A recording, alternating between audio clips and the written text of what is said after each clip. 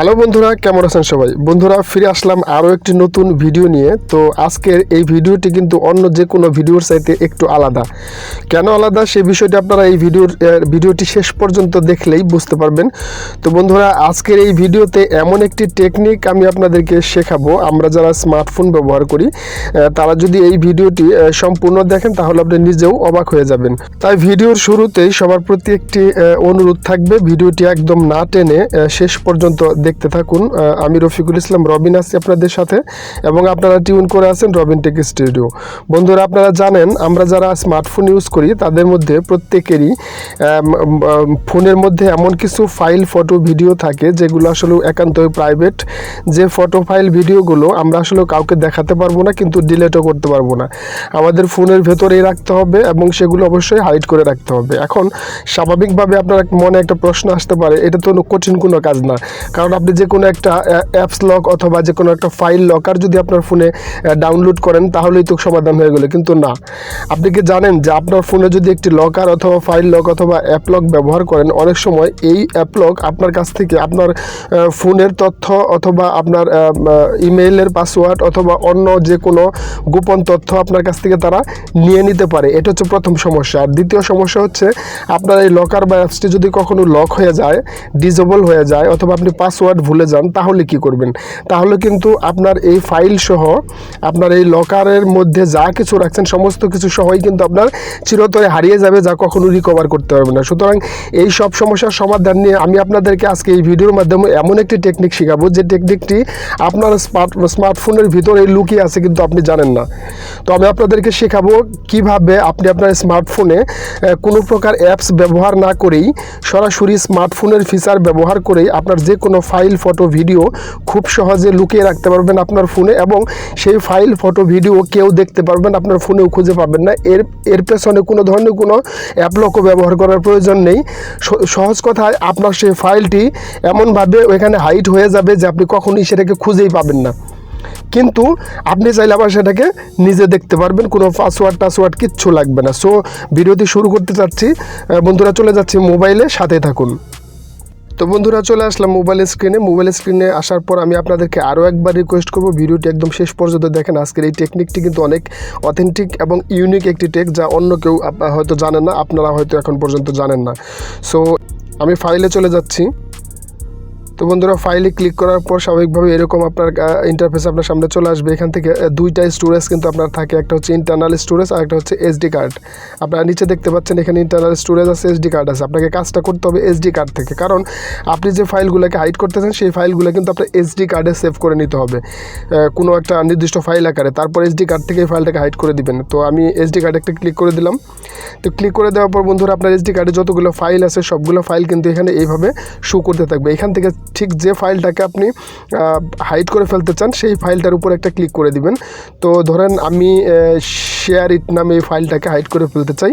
So এই share ইটের উপর আমি একটু ট্যাপ করে ধরে থাকবো। ধরার পর উপরের দিকে একদম ডান পাশের উপরে দেখবেন 3 ডট একটি মেনু আছে, এই মেনুতে একটি ক্লিক করে দিতে হবে। আমি এখানে ক্লিক করে দিলাম।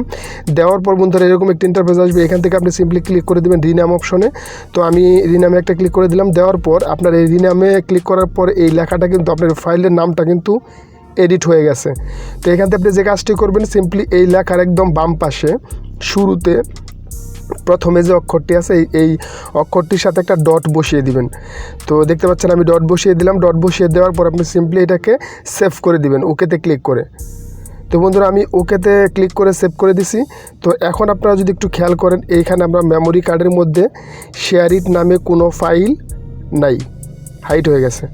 শেয়ার ইট নামে কোনো ফাইল আপনি এখানে খুঁজে পাবেন না। দেখতে পাচ্ছেন আমি আপনাকে স্লো মোশনে দেখাই, এখানে শেয়ার ইট নামে কোনো ফাইল কিন্তু আপনারা দেখতে পাচ্ছেন না। শেয়ার ইট নামে কোনো ফাইল নেই। এখন আপনার ফাইলটি কিন্তু হাইড হয়ে গেছে কোনো প্রকার পাসওয়ার্ড ছাড়াই।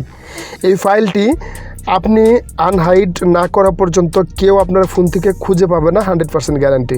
তো এখন আপনি কি করবেন? এখন তো আপনাকে ওই ফাইলটা ধরেন, ওই ফাইলে যে ছবি, ভিডিও, ইনফরমেশন আছে সেগুলো আপনার দেখা দরকার। সেই ক্ষেত্রে আপনি কিভাবে সেই ফাইলটাকে আনহাইড করবেন? তো সেই জন্য আপনাকে চলে যেতে হবে সিম্পলি এখান থেকে বের হয়ে। তো এখান থেকে বের হয়ে আসার পর আপনি আবারও ফাইলে ক্লিক করবেন। তো ক্লিক করার পর বন্ধুরা এখান থেকে আপনি জাস্ট এই যে উপরের একদম বাম পাশে যে 3 লাইন মেনুটি আছে এই মেনুটি ক্লিক করে দিবেন। ক্লিক করে দেওয়ার পর এখান থেকে জাস্ট সিম্পলি সেটিংসে চলে যাবেন। তো সেটিংসে আসার পর এরকম একটা ইন্টারফেস পাবেন। এখান থেকে জাস্ট একটু স্ক্রল করলে নিচের দিকে দেখতে পাবেন এইখানে শো হিডেন ফাইল নামে যে একটা অপশন আছে এখানে জাস্ট আপনি ক্লিক করে এটাকে অন করে দিবেন। অন করে দেওয়ার পর এখন আপনি আবার এখান থেকে ব্যাক করে চলে আসেন। আমি আবারও ফাইলে ঢুকলাম। তো ফাইলে ঢোকার পর বন্ধুরা দেখতে পাচ্ছেন এরকম একটি ইন্টারফেস। এখান থেকে আবার এসডি কার্ডে আমি যাব।